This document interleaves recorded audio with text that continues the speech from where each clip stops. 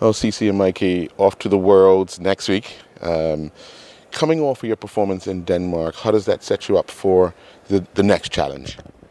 Well, we were pretty happy with how we did in Denmark. There was a lot of the top guys there, so it was nice to see that we were able to hang up with them. In some races, we were able to beat them.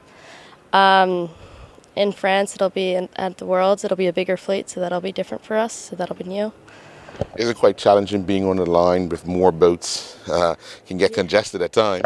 Yeah, just like everywhere around the race course, I guess it'll be interesting to have more boats on the start line, more boats around all the marks and stuff. So, Mikey, how much drive are you giving your sister to get her to get the boat moving a lot faster? Yeah, I'd say I'd push my sister pretty hard at the start. She sometimes says I push her too hard, but I don't know. I just want to do as good as we can. So.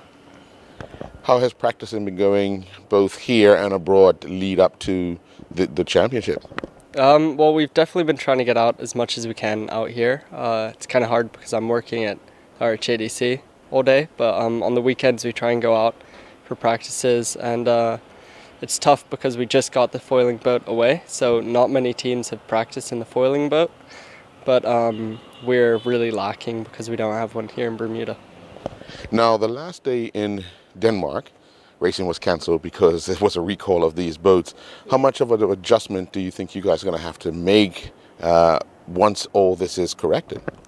I don't think it'll be too much of an issue, like a difference in the sailing. Hopefully the boards will just last longer, not break as easily and stuff like that. I think the big thing was just the time that people had to spend away where they weren't able to sail the boat because of the problems. So we were quite lucky we were coming home anyways. So we have our new part shipped to France and we're ready to put it in the boat and test it out. How's the fitness going for both of you? Because fitness is one of the major things to help you concentrate for long periods of time. Yeah, I mean, it's quite different for both of us. Mikey is the muscles on the boat, basically.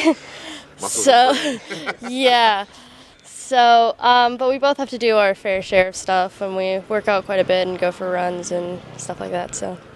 Now, Mikey, you said you're quite hard on it at the start. What about throughout the race? Yeah, I feel like throughout the race she pushes me a lot harder, and I'm at the start. Okay. So. All right. So, if all goes well, how are you looking to compete over in France? We're really not quite sure yet. The Knacker fleet is so new. They've only had 2 regattas in the foiling Knacker right now, so this will be the 3rd one, and it'll be the biggest fleet that they've had. I think there's like 50 boats signed up at the moment. So I guess we're just going to look and see how the racing format ends up and see how we do after the first day and try and improve after that. How many races are scheduled for each day? Because you had 2 each day in Denmark. Is it similar to that? Yeah, we have 3 each day. So we had 3 in Denmark each day and 3 in France as well. How much of a challenge is it all day out there? You're racing. These things are pretty fast. Physical conditions might be like this one day, but then blowing a gale the next day. Because last night I watched you guys get the start at the Wednesday night sailing, and then talking to Mikey earlier, he said the wind dropped right out. So it's a bit of a struggle, isn't it? Yeah, it's a little hard switching it up sometimes and stuff like that, but it's just part of sailing. What makes it interesting. So. Mikey, you switched to this boat to try and sail with your sister, which is a big thing. How have you adjusted? Well, it's a lot different physically to the boats I've been sailing previously. It's a lot more upper body strength compared to my lower body. So I've had to adjust that quite a lot, and also just getting the teamwork side of things down. It's been a difficult challenge, but it's a good one. How has the relationship built over this period? Because now you're spending more time with each other. Obviously siblings and all, but you're spending more time at the dinner table, you're spending more time, just you two kind of thing. So how has that kind of bonded you two together?